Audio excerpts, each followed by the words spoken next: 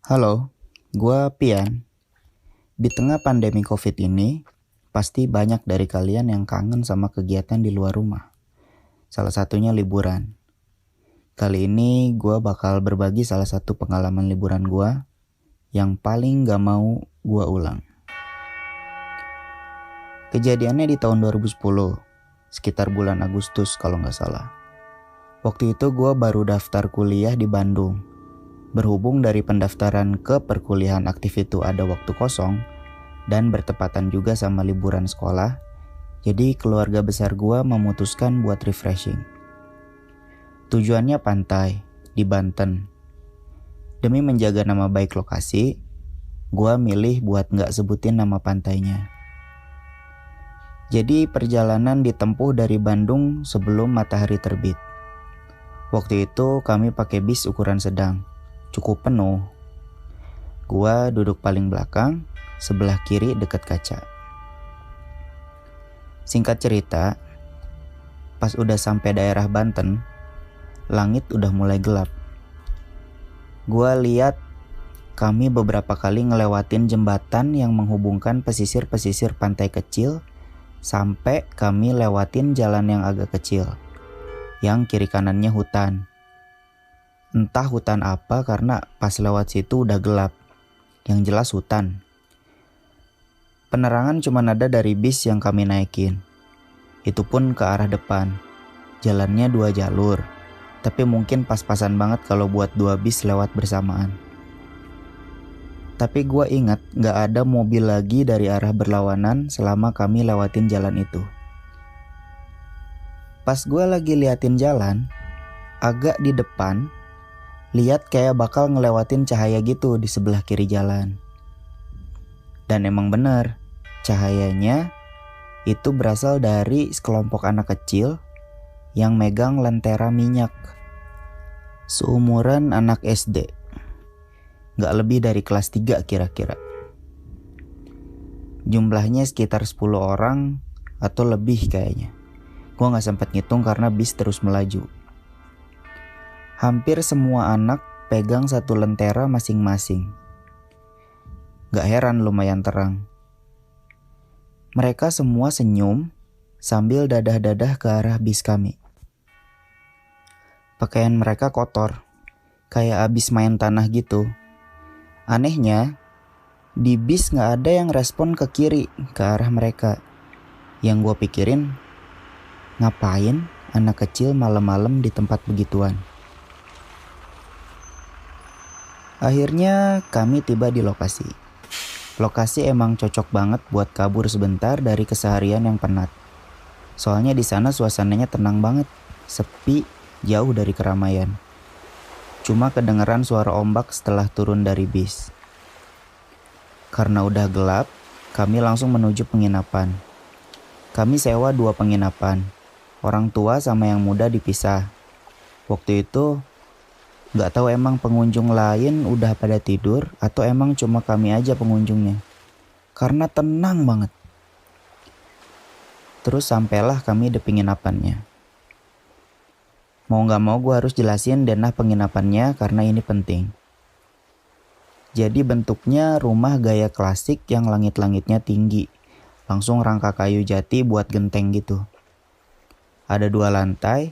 Di lantai 1 ada teras, ruang keluarga, 1 kamar tidur yang luas banget, kamar mandi dalam, kamar mandi luar di taman belakang, sama dapur.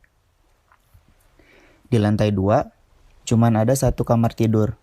Lebih tepatnya kayak gudang yang dijadiin kamar tidur. Dari anak tangga terakhir, langsung kelihatan kalau langit-langitnya miring dan pendek.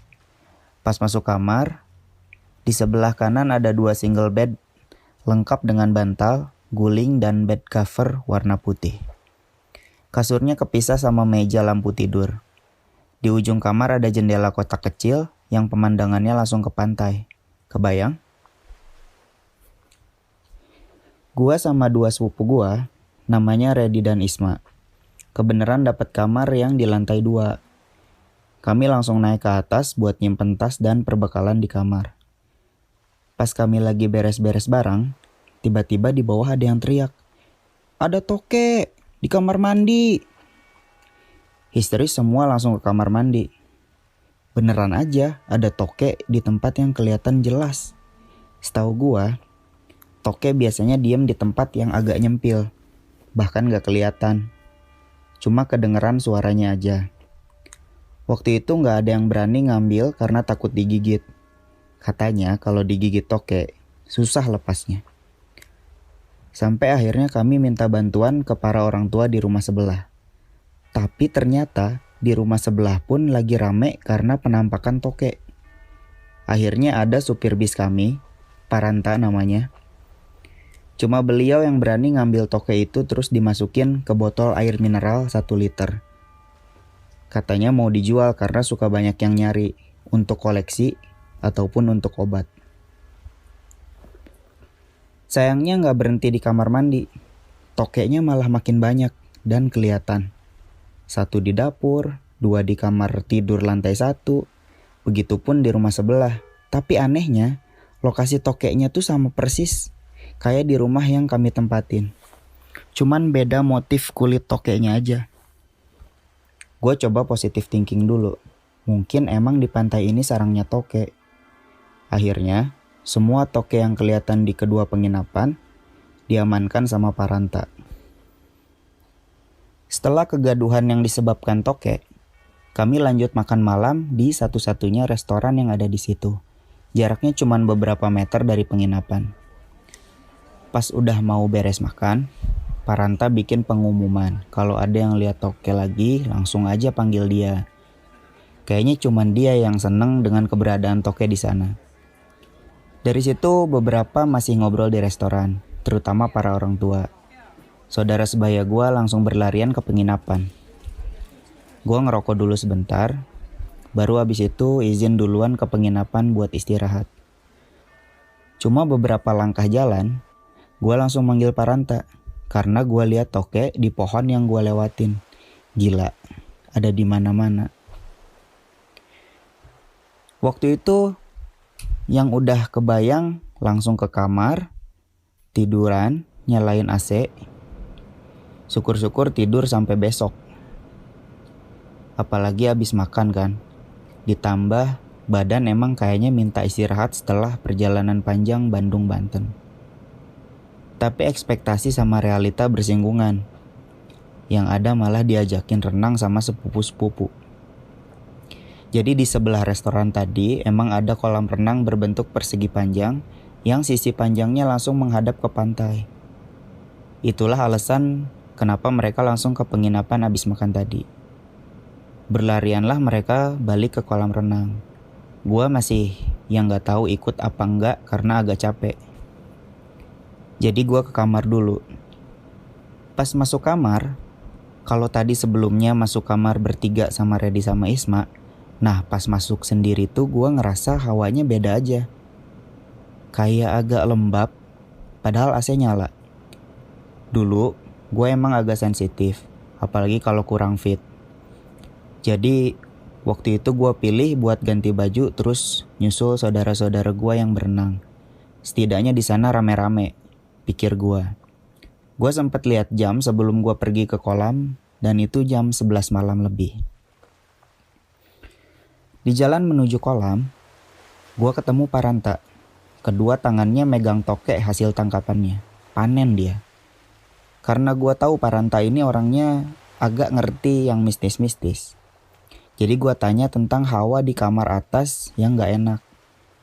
Dia bilang, mungkin ada tokek di kamar. Nanti coba bapak cek. Gue yang bingung sama jawabannya nanya balik. Apa hubungannya tokek sama hawa kamar yang gak enak, Pak? Dia agak ngedeketin kepalanya ke gua, terus bisik-bisik sambil tengok kiri kanan. Tokek itu kudanya kuntilanak. Bukannya kaget waktu itu, gua malah lucu aja dengernya. Terus gua bisik balik ke dianya. Kudanya segede gitu, kuntinya segede apa? Diinjek beres kayaknya, Pak. Beliau kelihatan agak sedikit kesal sama jawaban gue, terus ngingetin gue buat jangan sompral di tanah orang lain. Gue niatnya bercanda, tapi kayaknya kelewatan. Ya udah, gue lanjutin jalan ke kolam. Tapi gue jadi keingetan sesuatu yang mau gue tanyain lagi ke Paranta. Pak, tadi di jalan yang agak sempit, yang kiri kanannya hutan, Bapak lihat ada gerombolan anak kecil bawa lentera nggak di sebelah kiri jalan? Dia bilang enggak, sepanjang jalan gelap. Oke, cukup jelas gue pikir. Atau kita asumsikan aja Paranta lihat tapi lupa. Sampailah gue di kolam. Suasana kolam seru, rame sama saudara-saudara gue yang berenang di situ. Tapi gue nggak lihat ada pengunjung lain. Restoran pun udah tutup. Sebelum gue nyemplung ke kolam, pas gue mau simpan handuk di bangku santai yang buat tiduran kayak di pantai gitu, gue lihat tokek di kepala bangkunya. Tapi gue biarin, karena malas lagi kalau harus manggil Paranta. Lagian dia udah dapat banyak. Dan akhirnya gue masuk kolam. Sedikit seger waktu itu karena kena air dingin. Walaupun capek, tetap. Jadi saat yang lain seru-seruan di kolam renang dengan segala keahliannya, gue pilih buat renang ke bagian panjang kolam yang langsung menghadap ke pantai. Gue memberatkan tangan di ujung kolam dan juga memberatkan dagu di atas tangan. Setengah sadar, setengah ngelamun. Gue cuma tengok kiri kanan menikmati pemandangan pantai yang kosong. Di bawah cahaya bulan. Terdengar galau, tapi enggak kok. Sampailah pandangan gua yang sial ini di arah kanan gua. Di sana ada banyak pohon kelapa. Dan gua lihat sesuatu di salah satu pohon kelapa yang jaraknya enggak terlalu jauh dari gua. Kayak cahaya kuning yang redup, mirip-mirip cahaya lentera. Posisinya di atas, hampir di ujung pohon kelapa itu. Gua langsung buang muka, buat mastiin aja. Gua panggil salah satu sepupu gua yang kebenaran lagi renang di dekat gua. Pas dia mendekat, gua langsung ngarahin muka dia ke arah pohon kelapa itu. Dan gua tanya apa dia lihat sesuatu di situ. Berharap dia lihat hal yang sama. Tapi dia bilang, dia cuma lihat ada lampu yang digantung di atas pohon kelapa. Gua di situ sadar berarti gua doang yang lihat. Asumsi positive thinking pertama gua, itu lampu yang digantung di atas pohon kelapa. Tapi orang iseng mana yang cuma masang lampu satu biji di atas pohon kelapa dan dari mana juga jalur listriknya. Karena cahayanya cuma satu dan gua nggak lihat kabel listrik. Asumsi positif kedua gua, orang lagi ngambil kelapa. Tapi orang gila macam mana yang ngambil kelapa jam 11 malam cuma bawa lentera doang. Sebenarnya yang kedua ini asumsi gue yang terlalu gue paksain. Karena bertentangan sama yang gue lihat. Akhirnya gue gak bisa nyimpan itu sendiri. Gue kasih tahu sepupu gue yang tadi. Kalau yang gue lihat itu, kakek-kakek pegang lentera, melayang. Kenapa gue bilang melayang? Kita semua punya informasi yang sama kalau pohon kelapa itu batangnya satu, besar, membentang. Dan makhluk yang gue lihat itu kayak berdiri di pijakan kosong. Deg. Gak butuh waktu lama, kami berdua langsung awkward. Sepupu gue itu menjauh. Bisa jadi dia gak percaya, atau mungkin dia gak peduli. Karena sampai sekarang pun gue gak pernah bahas lagi hal ini. Gue ngerasa capek aja jadinya. Ditambah dikasih lihat yang begituan.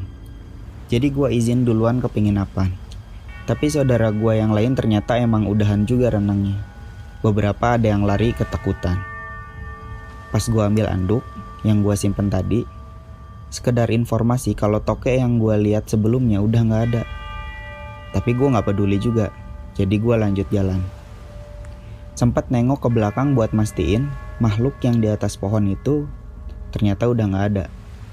Kolam renang pun airnya udah tenang, karena udah gak ada yang berenang lagi. Gue sampai penginapan paling akhir, tapi sempat mampir dulu ke penginapan yang satunya karena gue lihat Paranta ada di teras. Gue mau nanya soal Hawa yang gak enak tadi. Apa udah dicek sama dia apa belum? Tapi teralihkan sama tokek hasil tangkapannya. Banyak banget. Mungkin ada lebih dari 15 botol air mineral 1 liter. Satu botol ada yang isinya 3, tergantung ukuran tokeknya. Entah dari mana dia dapat botol sebanyak itu. Pun, tokeknya juga. Tapi ngelihat gua, dia langsung bilang kalau di kamar gua nggak ada tokek. Udah dicari sampai kolong kasur katanya. Gua bilang, oh aman berarti ya pak, nggak akan ada kunti. Kan kudanya nggak ada. Lagi-lagi dia ngingetin jangan sompral. Sekarang pun kalau gue inget cerita ini, gue kesel sama diri gue sendiri. Pas sampai penginapan, gue bisa lihat beberapa lagi ngobrol sama salah seorang paman di ruang keluarga. Redi sama Isma pun ada di situ. Beberapa ada yang masih mandi dan ganti baju. Karena gue capek dan gue nebak kayaknya udah gak akan ada lagi kegiatan malam ini, jadi gue langsung ke atas aja buat ganti baju. Udah terlalu malas buat mandi dulu, gue langsung masuk kamar. Gue tutup pintunya tapi gak gue kunci karena Redi sama Isma masih di bawah. Lanjut ganti baju dan langsung rebahan di kasur yang dekat pintu kamar. Nyari-nyari posisi enak di kasur berharap bisa langsung tidur, tapi susah. Suasana kamarnya masih gak enak. Gak enak banget. Kayak lembab gitu. Padahal AC udah gua nyalain paling dingin. Sampai akhirnya kayak ada sesuatu yang dilempar ke jendela kecil.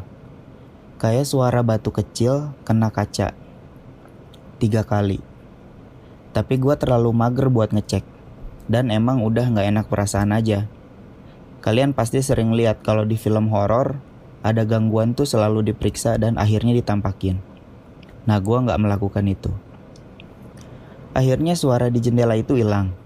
Barulah gue balik badan lagi ke arah jendela buat cari posisi enak lagi. Tapi sampai sekarang pun gue masih gak percaya sama apa yang gue lihat waktu itu. Di kasur kosong yang satu lagi, gak lagi kosong. Terbaring cewek, dibalut kain putih yang lusuh, terlentang, tangannya dilipat di bawah dada kayak posisi orang lagi sholat. Tapi kepalanya, cuma kepalanya, miring ke arah gua. Gua gak bisa jelasin ekspresi mukanya kayak gimana, karena mukanya hancur, gak karuan. Tapi gua bisa dengar suara kayak orang menggigil kedinginan. Suaranya kayak gini.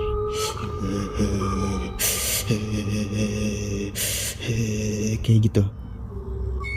Refleks gue langsung balik badan ke kiri. Pengen keluar kamar, tapi kaki lemes banget. Gue cuma bisa baca-baca doa yang gue ingat, sampai gue gak dengar lagi suara menggigil itu. Niat mau mastiin kalau makhluk itu udah hilang. Gue balik kanan lagi. Dan emang udah gak ada di kasur itu. Tapi makhluk itu pindah ke kasur yang gue tidurin.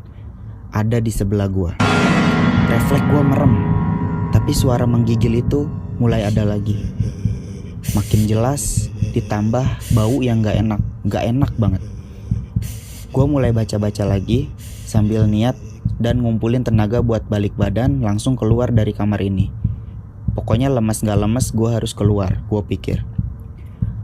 Pas gue rasa gue udah bisa buat kabur, gue siap-siap ambil kuda-kuda balik kiri terus kabur. Tapi pas gue balik badan dan mau kabur, badan gue refleks bukan lari ke pintu tapi malah lari ke kasur yang deket jendela. Karena makhluk itu udah ada di depan pintu dalam hitungan detik, bahkan kurang. Sekarang makhluk itu terduduk, kakinya ditekuk, terus tangannya melingkar ke kakinya. Dia nunduk, kayak orang depresi gitu, di depan pintu. Gua udah habis ide harus ngapain lagi. Gua ambil bed cover dari kasur, terus gua bungkus badan gua sambil berdoa. Cuma itu yang gua bisa lakuin. Sampai akhirnya Redi sama Isma masuk kamar. Kayak gak ada apa-apa sebelumnya. Sumpah gua bersyukur banget mereka datang. Mereka langsung nanya ke gua, "Kenapa?" Gua bilang, "Gua lagi nyari posisi tidur yang enak. Terus dingin banget jadi gue bungkus badan ini pakai bed cover." Gue cuma gak mau langsung cerita kejadian itu pada mereka. Liburan waktu itu harus tetap menyenangkan. Alhamdulillah malam itu, setelah kejadian itu gue tetap bisa tidur nyenyak sampai paginya. Besoknya, kami menghabiskan waktu di sana dengan berbagai aktivitas. Dari pagi, dan check out setelah maghrib. Kami sampai di Bandung dengan selamat. Waktu perkuliahan udah mulai, gue kenalan sama orang satu kelas yang dari Banten. Jadi gue kepikiran aja buat nanya daerah pantai yang kemarin gue liburan. Responnya bikin gue kaget. Dia bilang, ngapain liburan ke sana? Kayak gak ada pilihan pantai lain aja. Itu mah daerah angker. Dia juga klaim kalau beberapa tempat wisata di daerah itu dulunya bekas pemakaman. Tapi sampai sekarang sebenarnya gue gak terlalu percaya sama omongan dia yang itu. Allahu alam. Dan perihal korelasi tokek sama kunti, gue gak bisa membenarkan apa yang dibilang Paranta. Entah itu teori dari daerah mana, tapi mungkin ada korelasinya. Dan sedikit cerita, gue pernah post cerita ini ke salah satu media sosial. Salah satu tante gue mungkin baca dan langsung PM gue. Beliau cerita kalau beliau juga diganggu di rumah yang satu lagi. Jadi pas beliau mau tidur, pas masuk kamar, beliau lihat pasir yang jatuh dari udara.